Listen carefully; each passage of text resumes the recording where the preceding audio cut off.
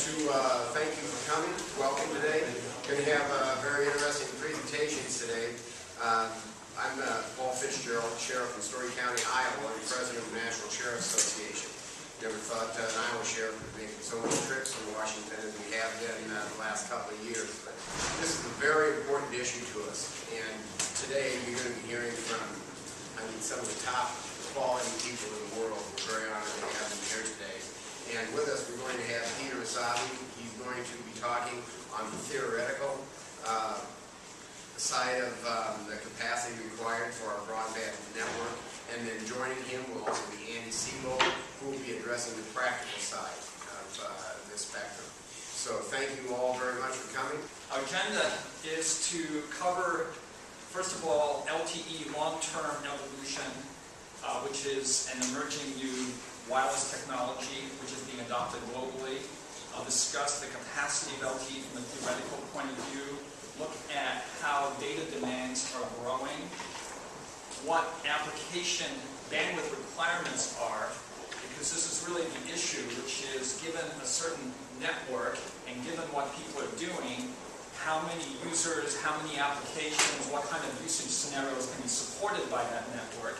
I'll provide examples of public safety applications and give you a sense of the amount of bandwidth and the data requirements that they have. And from that, I'll speak to the need for providing 20 megahertz of spectrum for this network, as well as the benefit of continuous spectrum.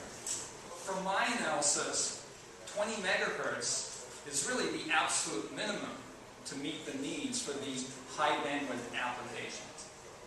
I think I've demonstrated that sector capacity can be easily exhausted. I've just talked about the uplink, not the downlink.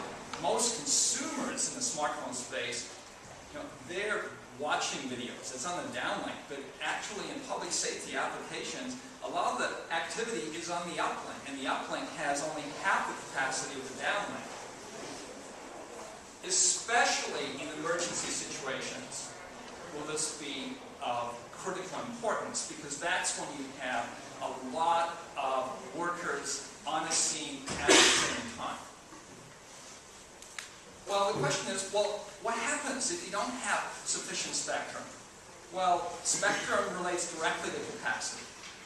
And this is an area I've worked with extensively, which is testing applications under congestion situations. And when you have too many applications, too many users trying to use a network at the same time, well, applications do a number of things. One is that if it's just slightly congested, everything will start running slower. And I show in that graph how browsing the web, the number of seconds increases as the number of users, simultaneous users increases. So by the time you get to a dozen users or so, in 10 megahertz, you're looking at response times of, say, 15 seconds for a typical web page. Now, at 20 megahertz, it will only be half of that.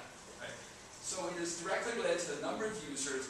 So just running slower is almost the best case scenario. But in fact, most apps don't just run slower. Once the network gets congested, a lot of applications have what are timeouts for communications. If something doesn't happen within a certain number of seconds, the application will just give up. So applications not only run slower, they start to run unreliably, and then at some point they just fail catastrophically. They just cease to work.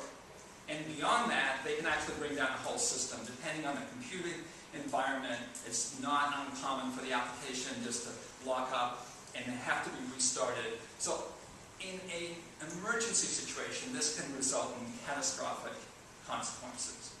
To use this technology now, to adopt it now, and to adopt it with sufficient spectrum. In my view, 20 megahertz of capacity is clearly needed, and Congress should directly allocate 10 megahertz, the 10 megahertz D block to public safety. And I truly believe it's a historic and potentially last chance that should not be squandered.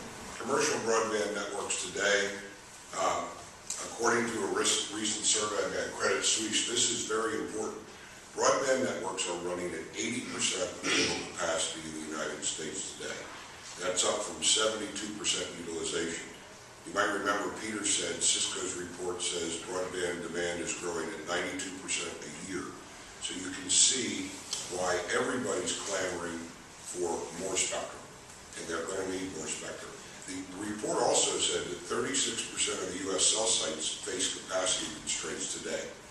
Any of you who started out with the iPhone on AT&T's network before they fixed the problems understand that.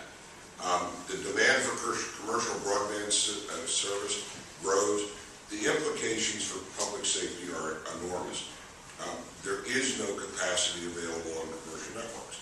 Even if priority worked, which it doesn't, there's not going to be capacity on the commercial networks, especially during an incident, because everybody in the world is going to be calling your family and friends, so the network is just going to fill up. Here's what happened. The South Bay regional area put out a request for proposal to do real-world data testing on the first cell sites that were installed in Alameda County, California.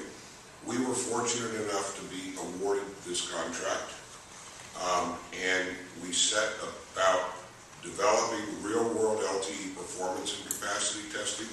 We based it on daily incidents for fire, police, and EMS. One of the incidents was a multiple car accident, police, fire, and EMS, and that's the order in which they respond: police first, then fire, then EMS. A multi-story structure, again, fire first, then EMS, then police usually. And then finally, bank robbery, hostage situation, police first, EMS on the scene, and fire on the scene. These scenarios were vetted by lots of people in public safety agencies all over the country. And then we set about coming up with the broadband requirements. We needed video to and from the scene, multiple paths in both directions, and we need data files, mostly down to the scene, about the building layout and things like this. It's a very interesting thing. Peter talked about networks and how applications collapse and everything else.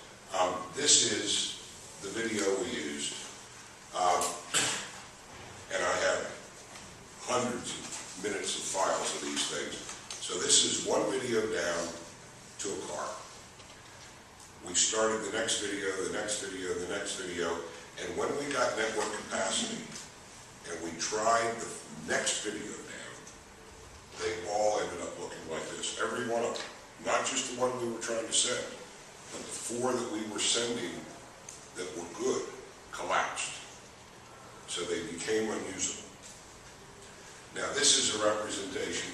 A LTE piece of spectrum has resource blocks, and each user is assigned a certain number of resource blocks. I don't want to get too technical, but this is a snapshot, off the air, a real-world snapshot of the 5 megahertz downlink, and you can see that every single resource